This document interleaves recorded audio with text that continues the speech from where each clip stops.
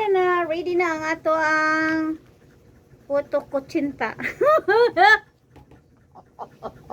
Wala, oy. Sige, ragod, oy.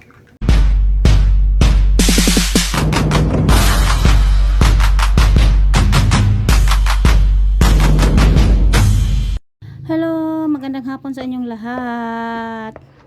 Magluluto po ako ng aking bagong recipe.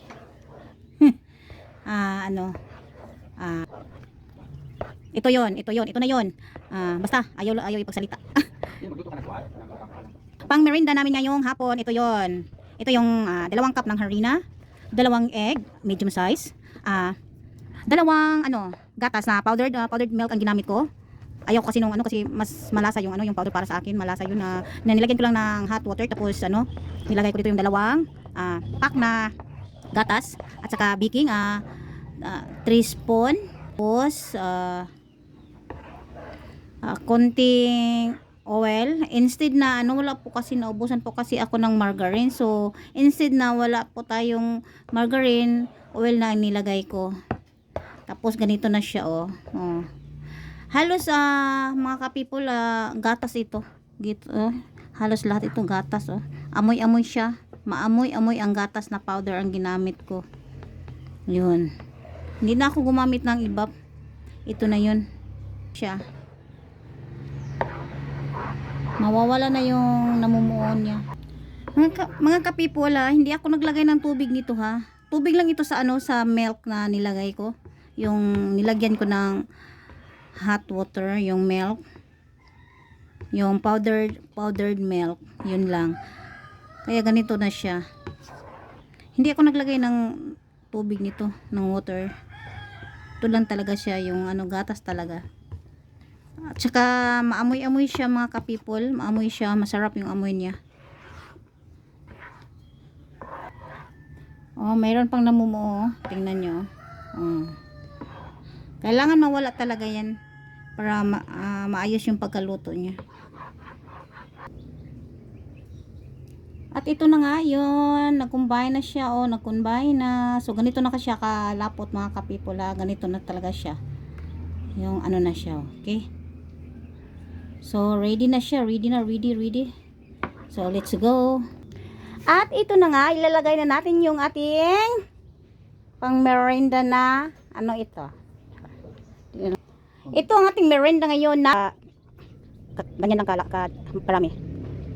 Nahirapan pa si sister. Yan. Kasi maalsa pa siya mamaya.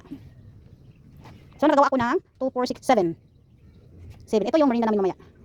Yan.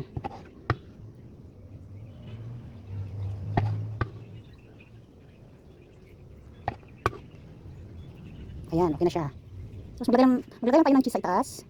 Ayan. Pero alam niyo, gusto ko talaga yung parang ayaw kong ng cheese na ilalagay, parang gusto ko yung iba, yung parang may chocolate pa. At ito na nga, kumukulo ng ating tubig.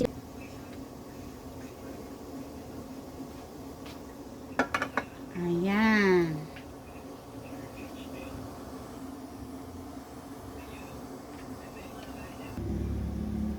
Gawin na lang natin mga 15 to 18 minutes. Tapos low heat muna tayo. Yan. Ayun na, titikman na natin maya-maya. Tingnan na natin ang ating nilulotong. Ouch. Wow. Ayun. Tingnan muna natin kung luto na ba siya. Naubusan ako ng toothpick, kaya ito na lang. Okay na. Diba? Wala, no? Luto na siya. Kapipot. Ay, okay na siya. Luto na siya. Ayun, luto na. Ayun. Hindi na sumasabay yung niya. Okay, so 30 minutes talaga, mga kapipol, kasi malaki talaga yung nilulutuan ko. Malaki siya. Kaya, 30 minutes pala. Hay na, ready na ang ato ang puto kutsinta. Wala, oy. Sige, ragod, oy. Pero masarap siya ha. Oh, ito lang yung naano niya. Iwan ko ba't nagkaganon. Kain tayo, Unchita. Ayan, tikman natin. Sarap siya. Amoy na amoy yung gatas.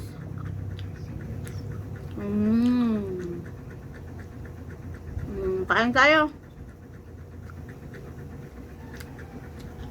Putot ko cinta. Kape, kape, kape, kape.